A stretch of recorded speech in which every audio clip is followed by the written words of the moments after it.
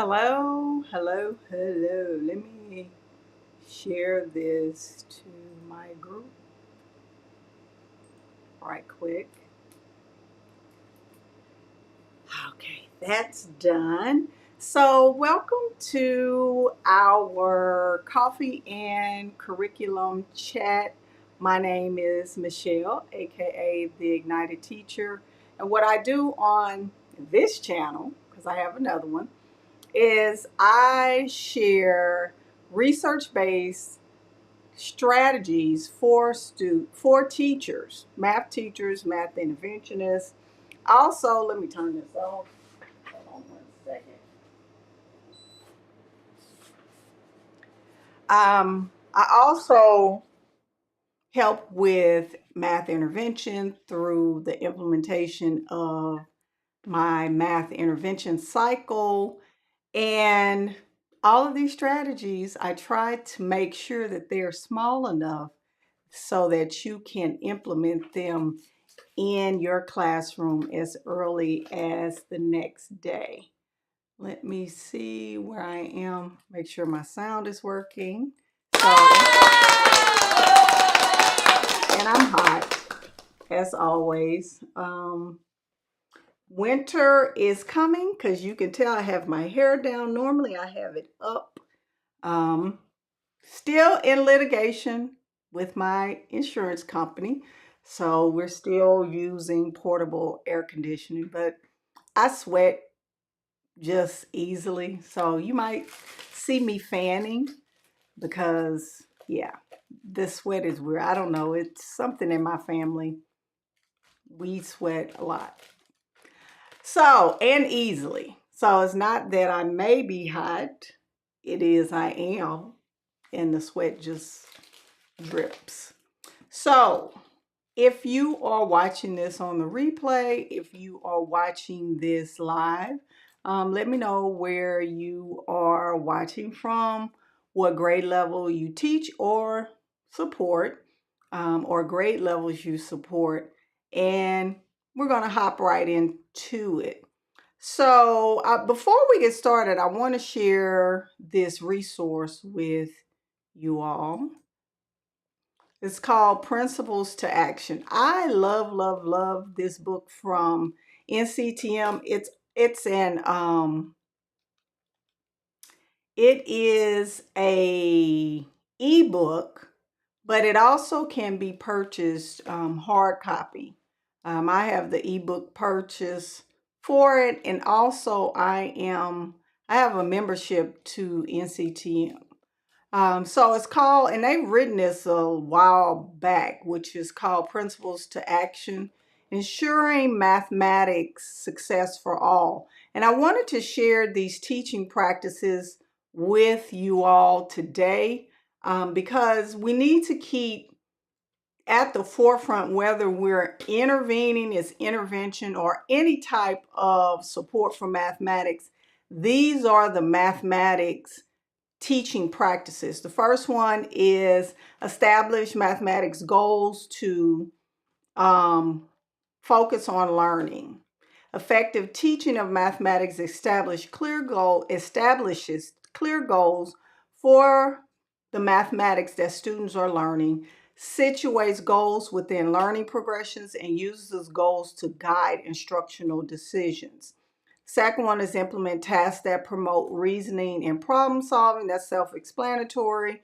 Use and connect mathematical representations. Effective teaching of mathematics engages students in making connections among mathematical representations to deepen understanding of mathematics concepts and procedures as tools for problem solving. And I don't think as educators, we do a really good job with connecting mathematical representations because when I have taught secondary, a lot of the times the children see math as not connections, but something new every year instead of building on what they know from the previous year. Facilitates meaningful mathematical discourse, facilitates meaningful, pose purposeful questions, build procedural fluency from conceptual understanding, support productive struggle in learning mathematics, and elicit and uses evidence of thinking. So that's one of the things that we really need to focus on, is definitely using evidence of student thinking to guide our decisions throughout our lessons or with planning, definitely to help anticipate those instructional anticipate the students and difficult learning. So there's this book also, The Five Practices. This is one of their older books, and I bought it. As you can see, I've tabbed it and I have highlighted things in here to help me with my own questioning, because questioning was an issue for me when I first started working on shifting my lens when it comes to mathematics. I can say that I changed the way that I teach math. It's been about over 10 years now. Looking at math in a way that made sense. I think as a new teacher, I came out understanding math as we got to get it done. The faster or the quicker, the better. And that was something that I shedded over the course of me understanding mathematics and what students need and what proficient mathematics look like. So that's pretty much what that's about. So let's go ahead and dive in to the chat today. We're focusing on the drip syndrome, and this is from my blog. If you don't know where my blog is located, you can find it at Fuel Grade Minds at www.fuelgrademinds.com. So let me put that in the chat. Hold on. Hello. So I'm going to put that in the chat, www.fuelgrade.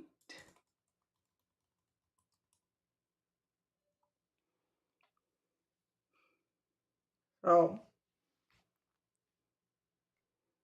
and let me take this off of here. So this is an article that I have on the blog. I wrote this, oh Lord, it's been years. I'm trying to get it to, there we go.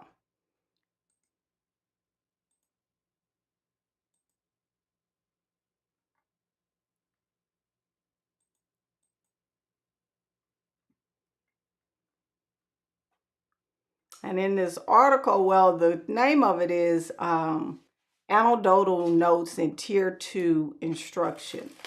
That's what the name of it is. And it talks about the drip syndrome. It says urban teachers are often data rich, meaning that we have access to data. It's not as if we don't have the data. This means there's an abundance of data, such as benchmark tests, grades, standardized tests, weekly tests, and etc. More often than not, the teachers don't know which data points to use or how to interpret the data. That's the problem we're having, and it's still an issue. I wrote this, I want to say 5 years ago, and it's still an issue. I think people think the more you have, more data you have, the better it is, and that's the furthest from the truth. The drip, so it says having access to data and doing nothing with it is known as the drip syndrome, or data rich information poor. The drip syndrome seems to plague many urban schools. For example, when I began teaching at my previous school, I noticed that school-wide response to intervention didn't exist, even though our school district collects enormous amounts of data on our students. The teachers had access to the student data, but nothing was ever done with this data. And that, as the greening of education takes place, we're still going to see that, because the younger teachers or inexperienced teachers and the teachers that are new to the math content are not getting the support and using the data to actually make decisions about instruction. And I know they always say, well, you have to data driven, but when are you going to model? When are you going to have actual PLCs or professional learning communities that are catered to the data and how to look at it and say, hey, this is an issue? And first of all, even before that, you have to have student work. And that's something that I know that they don't focus on in our professional learning communities. They want to take raw data and make decisions. You can't do that, because in any subject, a wrong answer leads to, let's look at the student work, or have a conversation with the student and ask what they did. But if you're not making the student show what they know or show their thinking, you're not going to have what you need to make these data decisions. So if you don't know what a professional learning community is, this is it. It says to create a professional learning community, focus on learning rather than teaching. That's powerful. Focus on learning rather than teaching. Work collaboratively and hold yourself accountable for the results. Professional learning communities, I know some people say, well, we have PLC. Well, what are you learning in PLC? Did you learn anything? It's the question, because that's supposed to be the focus. So it also goes into this drip syndrome. So it says schools and teachers typically suffer from the drip syndrome, data-rich, information poor. The results-oriented professional learning community not only welcomes data, but also turns data into useful and relevant information for staff. Teachers have never suffered from lack of data. Even a teacher who works in isolation can easily establish the mean, median, mode, standard deviation, and percentage of students who demonstrated proficiency every time he or she administers a test. However, data will become a catalyst for improved teacher practice only if the teacher has a basis for comparisons. When teacher teams develop common formative assessments throughout the school year, each teacher identifies how his or her students performed on each skill compared with other students. So if you are not looking at data in terms of how they're doing compared to other students, because I do compare my students. I compare my students with other teams. I compare my students with what the state is doing. And you have to compare them, because that's the competition. And how are you going to reflect on your teaching if you're not comparing it to something? And talking about what the students are actually doing, what that teacher is doing, maybe doing to close those gaps with those students. And that's the drip syndrome. And it leads to the math intervention cycle, which is the diagnose portion. You are in the diagnose portion of the math intervention cycle. You're supposed to go from the assess portion to the diagnose portion to actually say, okay, here's the issue. Let me dig deeper, and then analyze the student work, and then choose a strategy to address that issue. That addresses that drip syndrome of not doing anything with the data or turning it into something useful that can be used in your classroom. That's what this is based on. Using that data, turning it into something useful. And the useful part is finding a strategy that addresses the data. And here's the problem. A lot of teachers do not have the strategies to address the misconception or the data. And that's why I created the Math Intervention Academy. And I am currently in the process of creating gap closer lessons that address common misconceptions with students. And these common misconceptions are things that plague students all the time. And place value is one of those things. So, there you have it. You have about PLC and data. If you are an instructional leader and you're watching this live stream or you're watching it on the replay, think about how you're instructing your teachers or leading them in using data. Because I know there are data walls that are not being used. You can ask the kids about it and they never look over there. You can ask the teacher about it. And it's a compliance piece rather than a tool to help drive instruction. That is part of the issue with our education system. That's the part that people get flustered because they're not getting help with using data to address let me rephrase that because I'm getting ahead of myself. Not getting help with the data. And we have an abundance of data.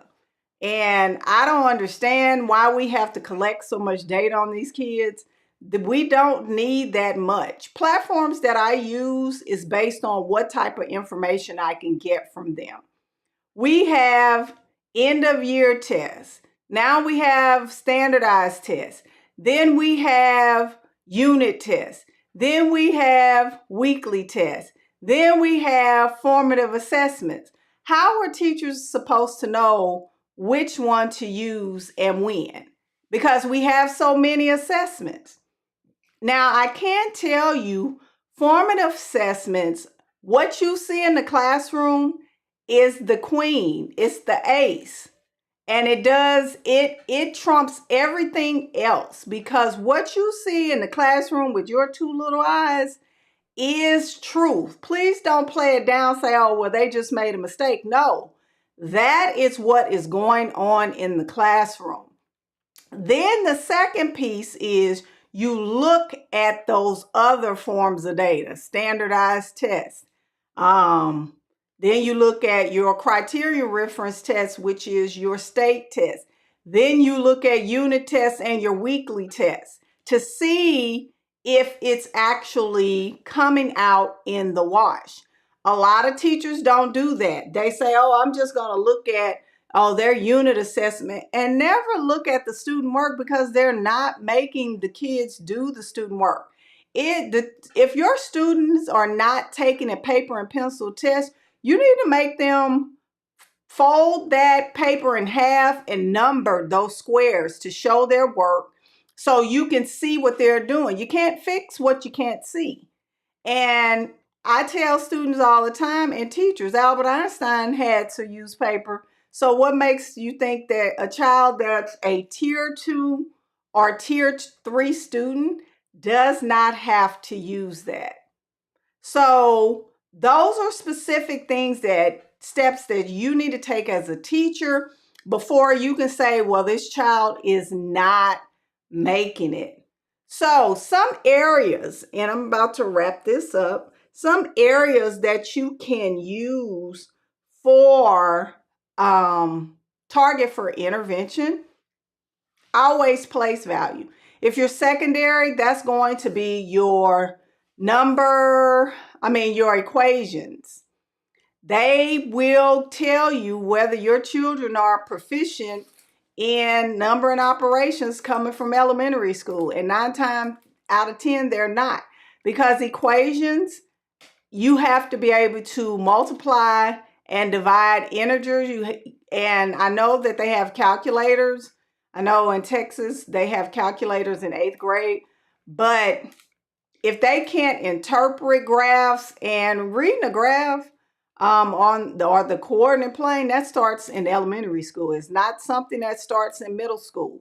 They are in the first quadrant in 4th and 5th grade. So if your students cannot interpret a graph, you need to go back down to that 4th or 5th grade curriculum to see how it was introduced and front load your secondary information with that, lesson with that, so that the kids can connect to your lesson.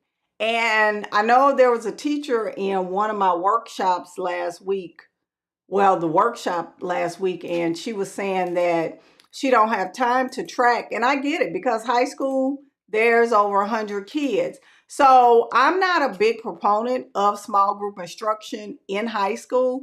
I am a big supporter of cooperative groups, heterogeneously or homogeneously mixed, so that you can work with kids that are struggling and they're already at a table, if that's the goal, part of the goal for the lesson.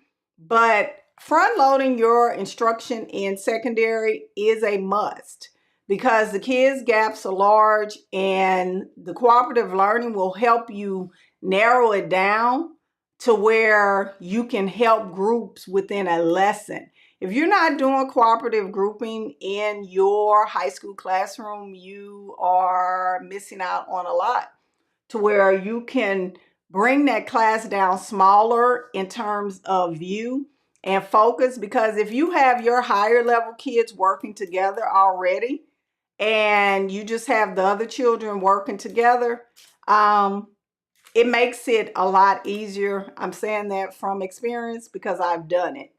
And you could do this in your classroom as part of an intervention. Also, another area, slope in secondary and fractions in elementary. Those are areas that you should be looking at in your curriculum, because I guarantee your children are probably struggling. The ones that are struggling, that's where they're struggling for elementary number and operations and fractions. And in high school, that's those expressions and equations. And then you have your slope, which goes into a lot when we're talking about comprehension. So that is all I have for today. If you would like to become a part of my Math Intervention Academy and have access to someone to support you, you can go to the mathinterventionacademy.com and get on the wait list. If you're interested in any other resources, you can always go to my website, theignitedteacher.com. So thank you for tuning in for this coffee and curriculum. I ain't drink coffee today because my sinuses are bothering me, but I'll see you all next time for another episode of Coffee and Curriculum. Bye-bye.